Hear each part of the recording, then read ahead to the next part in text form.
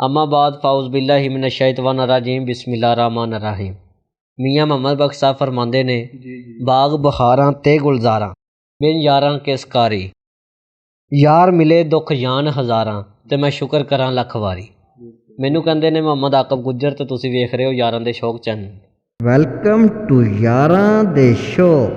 ते मेरे नाल मौजूद ने राजा फरमान साहब। अज असीं इन्हां नाल गलबात करांगे। इन्हां ने आर्डर लाया वा चक नंबर 322 दे विच, लेकिन उस तो पहले तुसीं राजा साहब ने वीडियो रिकॉर्ड करवाई वो तुसीं वेखोगे।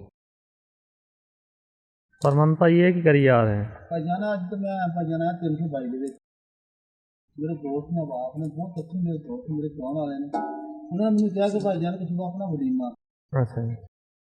रोज लगाना तो रोज चंगा लाना वा सोना जहा करके लाना चाहिए। तो मैं रोज बना रहा या तैयारी कर रहा तो भाई इंशाअल्लाह अल्लाह के फजल करम के नाल ये रोज ये रेसिपी ला के तैयार करके इंशाअल्लाह मेहमानों को सर्व करांगे। इंशाअल्लाह अल्लाह के फजल करम के नाल मज़ा आएगा। अल्हम्दुलिल्लाह अल्लाह पाक आपकी रहमत करेगा, अल्लाह फजल करेगा। मेहनत कर रहे हैं, अल्लाह पाक आपको करम कर देगा इंशाअल्लाह अल्लाह के फजल करम के नाल मदीने वाले फजल जो आप मेरी की भाई नाम रेसिपी ला के रात आ रहा हूँ तो जाने नहीं अपना तेल ला रहा उस तो बाद इन अपना स्टीम दांगे रोज तैयार हो जाएगा लग गया थोड़ा राज साहब इधर आओ जनाब जी आज बाकी ना चल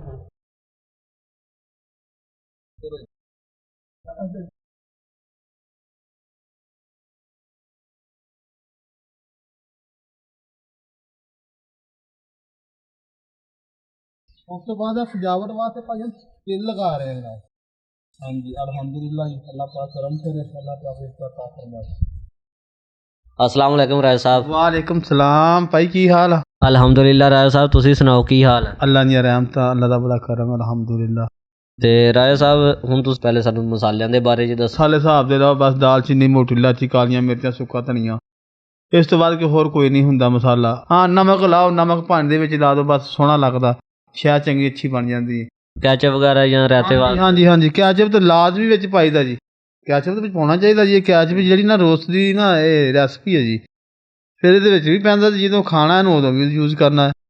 सही हो गया। ना रखो ढक्कन वाला 200 ग्राम वाला पैकेट हुंदा जी ढक्कन लगा हुंदा। हुण सब तो पहला मैं धोता जी गोश्त धो ठीक हो गया।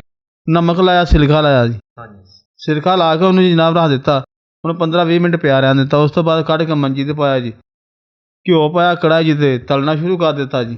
उस तो बाद तलाई करके कढ़िया बाद ठंडा होया ठंडा करके 70 किलो मैं जरा गोश्त तलिया जी रोस्ट वास्ते साफी। हाँ जी साफी 70 किलो और 200 बंदे ने खवा दी तो पूरा आ जाता जी। सही हो गया। उस तो बाद वो जिदों ठंडा होना जी उन्हें बिल्कुल ठंडा हो गया टप च दही पाओ जी 70 किलो 10 किलो दही पाओ जी उधर च इन्ना अदरक सुट्टो थोड़ा जा तकरीबन कोई पाइया डेढ़ कोई पाइया डेढ़ लसन सुट्टो जी। उस तो बाद कोई जीरा पाओ जी दालचीनी मोटी इलायची कालियां मिर्चां जी सुक्का धनिया पा के जिन्होंने मीट कर दो जी हाथ दे नाल जी चंगी तरह अच्छे तरीके तरह। उस तो बाद फिर जिहदे विच मुर्गी पाओ जी मुर्गी नपेड़ के भ्यों के बाहर कड्ढी जाओ ठीक है जी। जेड़ा लेमन कलर है वो बाद चों पाना जी? लेमन कलर नाल ही ओहदा कलर बनाईदा जी जनाब जी कि लेमन कलर जेड़ा ना वो थोड़ी जी कलर दी चेंजिंग आ जाती है। मीट करके रात प्या रहा जिद प्या रहना ना जेड़ा मसाला दे अंदर तक जज़ब हो जाना। सुबह उठना जी स्टीमर दे विच जार रखना जार रख के पानी पाना पानी रख के अखबार पा के उत्ते ना मसाला दे उत्ते जेड़ा लगा होना गोश्त नूं उत्ते चीण देना जी। अखबार मतलब कागज़ वगैरह या कोई कपड़ा भी रख सकते? नहीं कपड़ा शपड़ा नहीं असीं ज़्यादातर अखबार ही रखना अखबार रखे अखबार उत्ते जानी गोश्त ला देना गोश्त ला के चंगी तरह ढक देना जी। जो गोश्त लाना थोड़ा तेल आधे जी पा देना जी थोड़ा जिहा पाना गोश्त जी अद्धा तेल ला देना जी फिर उत्ते गोश्त पा देना फिर तेल ला देना तेल ला के जेड़ा सोहना लगे। हाँ जेड़ा खूबसूरत सजावट जी बन जाए तेल दे नाल सजावट जी बन जाती है जी।